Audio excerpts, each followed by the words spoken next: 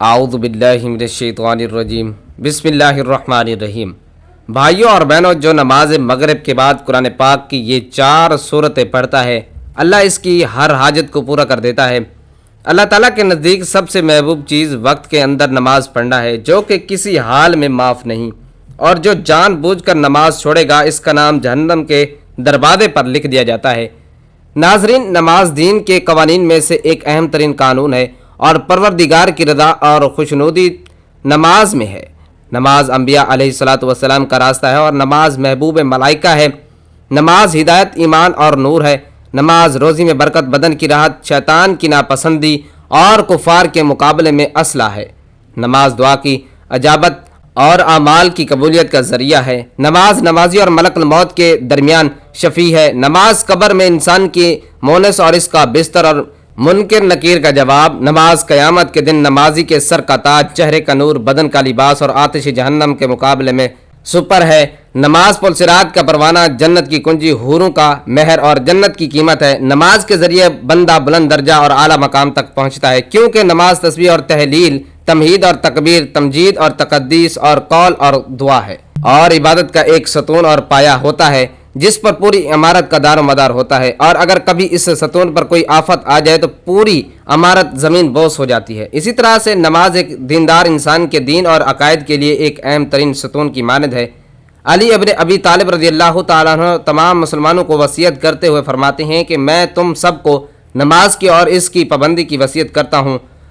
اس لیے کہ نماز بہترین عمل اور تمہارا دین کا ستون ہے۔ نماز انسان کو بلند ترین درجے تک پہنچانے کا ذریعہ ہے، جسے معراج کہتے ہیں، اور بزرگوں کا قول ہے کہ نماز مومن کی معراج ہے۔ نماز عقیدے کی تجلی، ایمان کا مظہر اور انسان کے خدا سے رابطے کی نشانی ہے۔ نماز کو زیادہ اہمیت دینا ایمان اور عقیدے سے برخوردار ہونے کی علامت ہے، اور نماز کو اہمیت نہ دینا منافقین کی ایک صفت ہے۔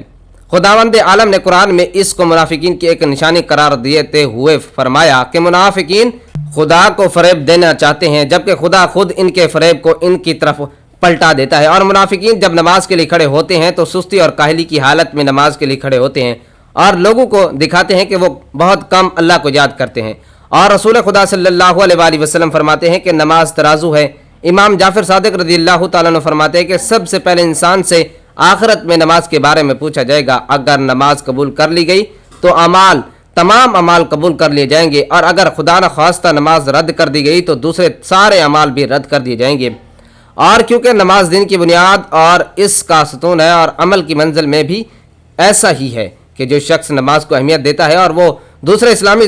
دستورات کو بھی اہمیت دے گا، اور جو نماز سے بے توجہی اور لاپرواہی کرے گا وہ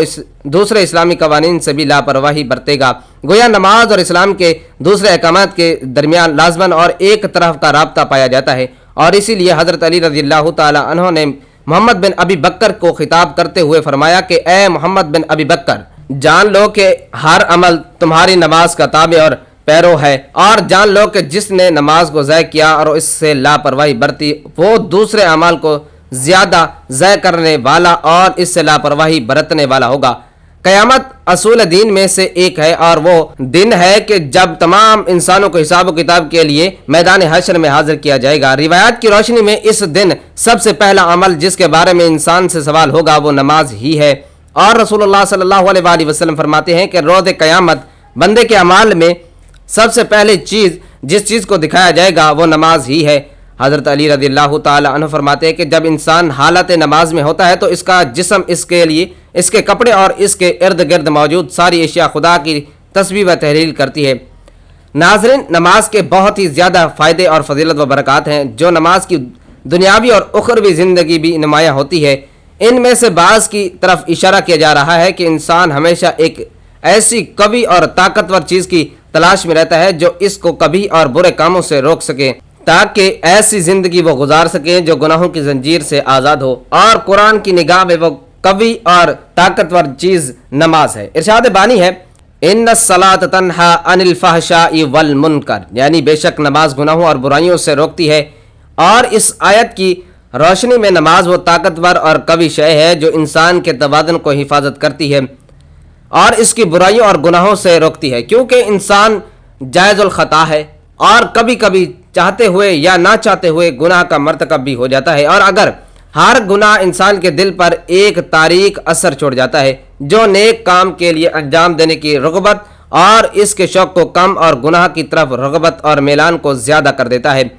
ایسی حالت میں عبادت ہی ہے جو گناہوں کے ذریعے پیدا ہونے والی تیرگی اور تاریکی کو زائل کر کے دل کو جلا اور روشنی بخشتی ہے، اور انہی عبادتوں میں سے ایک اہم عبادت نماز ہے۔ خداوند عالم فرماتے ہیں کہ نماز قائم کرو، بے شک نیکیاں گناہوں کو نیست و نابود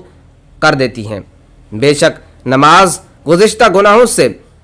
ایک عملی توبہ ہے، اور پروردگار اس آیت میں گناہ گاروں کو یہ امید دلا رہا ہے کہ نیک اعمال اور نماز کے ذریعے تمہارے گناہ محو اور نابود ہو سکتے ہیں۔ ناظرین، شیطان جو انسان کا دیرینہ دشمن ہے اور جس نے بنی آدم کو ہر ممکن راستے سے بہکانے اور گمراہ کرنے کی قسم اٹھا رکھی ہے، مختلف راستوں، ہیلوں اور بہانوں سے انسان کو صراط مستقیم سے منحرف کرنے کی کوشش میں لگا رہتا ہے، مگر کچھ چیزیں ایسی ہیں جو اس کی تمام چال بازیوں پر پانی پھیر دیتی ہیں، اور انہی میں سے ایک نماز ہے۔ رسول کریم صلی اللہ علیہ وآلہ وسلم فرماتے ہیں کہ جب تک اولاد آدم نمازوں کو پابندی اور توجہ کے ساتھ انجام دیتی رہیں گی، اور اس وقت تک شیطان اس سے خوفزدہ رہتا ہے، لیکن جیسے ہی ان کو ترک کرتی ہے تو شیطان ان پر غالب ہو جاتا ہے اور اس کو گناہوں کے گھڑے میں دھکیل دیتا ہے۔ نماز کو خدا، انبیاء علیہ الصلوۃ والسلام اور ائمہ اطہار علیہم السلام کے نزدیک ایک خاص درجہ اور مقام حاصل ہے، جس کی وجہ سے خداوند عالم دوسرے لوگوں پر برکتیں نازل کرتا ہے اور ان لوگوں سے بلاؤں اور عذاب کو دور کر دیتا ہے، جیسا کہ حدیث قدسی میں خداوند عالم فرماتا ہے کہ اے گناہ گارو، اگر بوڑھے نمازی، خاشے جوان، شیر خوار بچے اور چرنے والے چوپائے نہ ہوتے تو میں تمہارے گناہوں کی وجہ سے تم پر سخت عذاب نازل کرتا۔ اللہ اکبر۔ ناظرین، کتنی بڑی وعید ہے۔ اسلام نماز کے 5 ستونوں میں سے اہم ترین ستون ہے۔ نماز بدنی عبادتوں میں سب سے افضل عبادت ہے اور مسلم اور کافر کے درمیان فرق کرنے والی چیز نماز ہے۔ یہ شیطان کے چہرے کو سیاہ کرتی ہے اور مومن کے لیے باعث فخر ہے۔ نماز کے وقت اللہ تعالیٰ نماز ہی کی طرف متوجہ ہوتا ہے، اور اللہ تعالیٰ انسان کو سجدہ کرتے وقت ہی سب سے زیادہ پسند کرتا ہے۔ جب انسان نماز کے لیے تیار ہوتا ہے تو جنت کے دروازے کھول دیے جاتے ہیں، اور نماز کی جانب جتنے قدم وہ بڑھاتا ہے اس کے لیے اتنا ہی گناہ معاف کر دیے جاتے ہیں، اور اتنا ہی ثواب اس کے حق میں لکھ دیا جاتا ہے۔ جنگ میں ہو، چاہے دشمن کی تلوار کے سائے میں ہو یا پھر دشمن کے ڈر سے اپنی جان بچا کر بھاگ رہا ہو، اس وقت بھی نماز کو قضا کرنے کی صورت میں ادا کرنا لازم ہے، ادا کرنا فرض ہے۔ یہ اسلام کا فرمان ہے، اور نماز بے شک دارین کی سعادتوں کا ضامن ہے۔ اللہ رب العزت ارشاد فرماتے ہیں کہ یہ کتاب پرہیزگاروں کو ہدایت ہے جو غیب پر ایمان لائے اور نماز قائم رکھتے ہیں، اور ہم نے جو دیا اس میں سے ہماری راہ میں خرچ کرتے ہیں۔ اور پھر فرماتا ہے کہ نماز قائم کرو اور زکوٰۃ ادا کرو اور رکوع کرنے والوں کے ساتھ نماز پڑھو، یعنی مسلمانوں کے ساتھ۔ یہ رکوع ہماری شریعت میں ہے، یا تو پھر باجماعت نماز ادا کرو۔ اور نماز کی اہمیت اس سے بھی پتہ چلتی ہے کہ اللہ رب العزت نے سب احکام اپنے حبیب کو زمین پر نازل فرمائے، لیکن دیکھیں کہ جب نماز فرض کرنی منظور ہوئی تو حضور صلی اللہ علیہ وآلہ وسلم کو اپنے عرش اعظم پر بلا کر اسے فرض کیا، اور شب اسراء یعنی معراج کی رات میں یہ تحفہ عطا فرمایا۔ اللہ تعالیٰ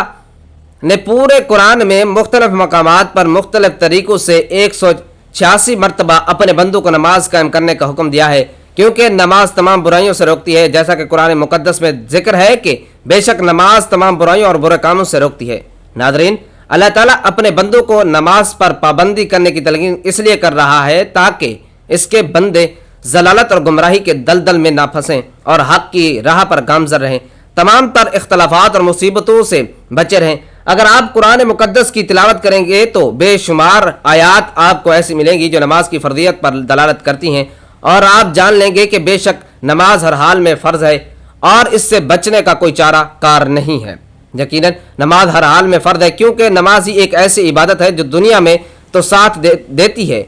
مر جانے کے بعد قبر میں بھی ساتھ دیتی ہے، اور کل بروز قیامت آپ کی نماز آپ کے ساتھ ہوگی، آپ کی شفاعت کرے گی اور کہے گی کہ یا اللہ، یہ تیرا بندہ ہے جو دنیا میں نماز صحیح وقت پر صحیح طریقے سے ادا کیا کرتا تھا اور میری بہت زیادہ قدر کیا کرتا تھا۔ ناظرین، رسول اللہ صلی اللہ علیہ وآلہ وسلم فرماتے ہیں کہ اللہ رب العزت کے نزدیک سب سے زیادہ جو عمل محبوب ہے وہ نماز ہے، اور ایک جگہ رسول اللہ صلی اللہ علیہ وآلہ وسلم سے دریافت کیا گیا کہ اللہ کے نزدیک سب سے زیادہ عمل کون سا پسندیدہ ہے، تو رسول اللہ صلی اللہ علیہ وآلہ وسلم نے فرمایا کہ تمام تر عبادتوں میں سب سے افضل عمل اللہ کے نزدیک نماز ہے۔ بھائیوں اور بہنوں، آپ غور کریں کہ اللہ رب العزت نے نماز کو کیوں اتنی اہمیت کا حامل بنایا ہے اور کیوں سعادت کی ساری کنجیاں اسی نماز میں پوشیدہ رکھی ہیں۔ حبیب کائنات صلی اللہ علیہ وآلہ وسلم فرماتے ہیں کہ بندے کے کفر اور ایمان کے درمیان جو چیز حائل ہے وہ نماز ہے، اور اگر کسی نے اسے چھوڑا تو دین سے خارج ہو گیا۔ اور ایک مرتبہ آپ صلی اللہ علیہ وآلہ وسلم نے فرمایا کہ جس نے نماز کا اعتبار نہیں کیا تو نماز اس کے لیے نور، روشنی اور نجات نہیں بنے گی، بلکہ وہ قیامت کے دن قارون، فرعون اور حامان اور ابی بن خلف کے ساتھ ہوگا۔ لیکن ناظرین، انتہائی افسوس کے ساتھ کہنا پڑ رہا ہے کہ آج ہم میں سے اکثریت نماز کو بھلا بیٹھی ہے، نماز پڑھنے میں حد درجہ کوتاہی برتتے ہیں اور چھوڑنے کے عادی اس طرح بن چکے ہیں کہ گویا نماز فرض ہی نہیں ہے۔ معاذ اللہ اللہ ہمیں ہدایت دے۔ اگر آپ چاہتے ہیں کہ آپ کی دنیاوی اور اخروی زندگی کامیابی کے ساتھ ہمکنار ہو اور آپ ہمیشہ بھی سعادت مندوں کی فہرست میں شمار ہوں اور وہاں بھی سعادت مندوں کی فہرست میں آپ کا شمار ہو، تو آپ نماز کو اپنی زندگی کا لازم جز بنا لیں کہ یقیناً نماز ہر مشکل حالات میں آپ کے ساتھ کھڑی رہے گی اور کامیابی آپ کے قدموں کے نیچے ہوگی۔ اللہ رب العزت سے دعا ہے کہ اللہ ہمیں نماز کے ساتھ مساجد کی بھی تعظیم کرنے کی توفیق نصیب فرمائے، نماز کو پابندی کے ساتھ اس کے مقررہ وقت پر ادا کرنے کی توفیق عطا فرمائے اور دارین کی سعادت حضور سے ہم سب کو مالا مال فرمائے، آمین یا رب العالمین۔ تو ناظرین، جب بندہ مغرب کی نماز کے بعد یہ 4 سورتیں پڑھ کر اللہ رب العزت سے دعا مانگتا ہے تو اللہ اس بندے کی ہر دعا قبول فرماتا ہے، ہر حاجت پوری فرماتا ہے، یعنی وہ بندہ ہر پریشانی اور مشکلات سے نجات حاصل کرتا ہے۔ کیونکہ ان 4 سورتوں کی فضیلت بہت زیادہ ہے تو وہ 4 سورتوں میں سے سب سے پہلی سورت سورۃ الکافرون ہے۔ بسم اللہ الرحمن الرحیم، قل یا ایھا الکافرون لا اعبد ما تعبدون ولا انتم عابدون ما اعبد ولا انا عابد ما عبدتم ولا انتم عابدون ما اعبد لکم دینکم ولی دین، یعنی اے میرے نبی آپ کہہ دیجئے اے کافرو، میں ان بتوں کی عبادت نہیں کرتا جن کی تم عبادت کرتے ہو، اور نہ تم اس اللہ کی عبادت کرتے ہو جس کی میں عبادت کرتا ہوں، اور نہ میں اس کی عبادت کرنے والا ہوں جن کی تم عبادت کرتے ہو، اور نہ تم اس اللہ کی عبادت کرنے والے ہو جس کی میں عبادت کرتا ہوں، تمہارے لیے تمہارا دین اور میرے لیے میرا دین۔ ناظرین، سورۃ الکافرون کے فضائل میں کئی احادیث وارد ہوئی ہیں۔ فروا بن نوفل رضی اللہ تعالیٰ عنہ سے روایت ہے کہ ایک شخص نے نبی صلی اللہ علیہ وآلہ وسلم سے کہا کہ آپ مجھے کچھ وصیت کیجئے، تو آپ صلی اللہ علیہ وآلہ وسلم نے فرمایا کہ سونے سے قبل سورۃ الکافرون پڑھ لیا کرو کہ بے شک یہ سورت شرک سے برات کا اعلان ہے۔ اور امام مفسرین عبداللہ بن عباس رضی اللہ تعالی عنہ فرماتے ہیں کہ شیطان ابلیس اس سورت کے پڑھنے سے اس قدر غصہ ہوتا ہے کہ جتنا کسی اور سورت سے نہیں، کیونکہ یہ سورت شرک سے برات کا اعلان کرتی ہے۔ اور حضرت جابر رضی اللہ تعالی عنہ سے روایت ہے کہ رسول اللہ صلی اللہ علیہ وآلہ وسلم نے سورۃ الکافرون اور سورۃ الاخلاص کو طواف کے دونوں رکعتوں میں تلاوت فرمایا۔ تو ناظرین، دوسری سورت سورۃ الاخلاص ہے۔ اس کی برکات یہ ہے کہ قل کا 2 حرفی لفظ قرآن میں تقریباً 331 مرتبہ آیا ہے۔ ویسے تو سارا قرآن ہی حضرت محمد صلی اللہ علیہ وآلہ وسلم کی زبان مبارک سے ادا ہوا ہے، مگر قل کا لفظ بتلاتا ہے کہ پیغام قدر خصوصیت کا حامل ہے، کیونکہ اللہ تعالیٰ قل کہہ کر اپنے پیارے خلیل اور حبیب حضرت محمد صلی اللہ علیہ وآلہ وسلم کو فرما رہے ہیں کہ میرا یہ پیغام دنیا کے لوگوں کو سنا دو۔ تو ناظرین، اس کے بعد تیسری اور چوتھی سورت سورۃ الفلق اور سورۃ الناس ہے۔ سورۃ الفلق کی تلاوت سماعت فرمائیں۔ بسم اللہ الرحمن الرحیم، قل اعوذ برب الفلق من شر ما خلق ومن شر غاسق اذا وقب ومن شر النفاثات فی العقد ومن شر حاسد اذا حسد۔ اور سورۃ الناس کی تلاوت بھی سماعت فرما لیجئے۔ بسم اللہ الرحمن الرحیم، قل اعوذ برب الناس ملک الناس الہ الناس من شر الوسواس الخناس الذی یوسوس فی صدور الناس من الجنۃ والناس۔ اور ناظرین، ایک حدیث میں نبی صلی اللہ علیہ وآلہ وسلم نے فرمایا کہ آج کی رات مجھ پر کچھ ایسی آیات نازل ہوئیں جن کی مثل میں نے نہیں دیکھی، اور یہ فرما کر آپ صلی اللہ علیہ وآلہ وسلم نے یہ دونوں سورتوں کی تلاوت فرمائی۔